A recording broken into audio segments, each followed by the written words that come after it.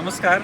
मी साने गुरुजी संयुक्त उपनगर शिवजयंती उत्सव समितीचा अध्यक्ष अनिल इंगळे सर, त्याचबरोबर हे माझे सहकारी उपाध्यक्ष अशोक चौगुले आणि हे आमचे सचिव बाजीराव टाकळे या ठिकाणी आम्ही उपस्थित आहे.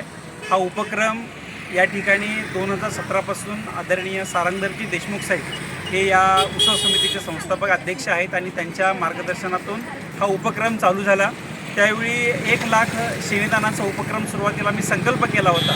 तेव्हापासून तो संकल्प आज अखेर 10 वर्ष सातत्यानं कंटिन्यू आहे आणि या चालू वर्षी 2026 साली आम्ही जवळपास 3.5 लाख शेणी या ठिकाणी पंचगंगा स्मशानभूमीसाठी दान करत आहोत.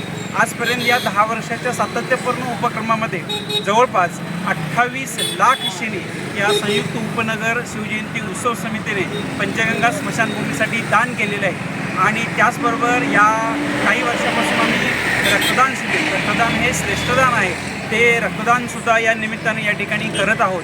आणि अखंड कोल्हापूर जिल्ह्यामध्ये की जन्माला कुठेही यावं पण मरावं कोल्हापूरमध्ये म्हटलं जातं, जशी करवीर काशी आहे या ठिकाणी दहनविधीची सर्व क्रिया ही मोफत केली जाते आणि भारतात ही एकमेव महानगरपालिका आहे, या महानगरपालिकेमार्फत केले जाते. आदरणीय देशमुख साहेबांच्या मार्गदर्शनाखाली आमच्यासारखे दरवर्षी नवीन कार्यकर्ते या ठिकाणी या समितीवरती निवडले जातात आणि उपनगरामध्ये असणाऱ्या जवळपास 100-125 मंडळाचे सर्व कार्यकर्ते त्यामध्ये हिरिरीने सहभाग घेतात. हा अत्यंत स्तुत्य उपक्रम आहे. इतरही उपनगराने याप्रमाणे हा वाटा उचलावा आणि जेणेकरून पंचगंगा स्मशानभूमीसाठी मोठ्या प्रमाणात शेणी आपण दान करू. त्याचबरोबर मला एक सुचवायचं आहे की या ठिकाणी आपण बदलही स्वीकारला पाहिजे. या ठिकाणी विद्युत दहिनी आहे, त्या विद्युत दहिनीचा वापर आपण करावा जेणेकरून वाढत्या लोकसंख्येला या ठिकाणी दहनविधी करण्यासाठी कुठली अडचण येऊ नये.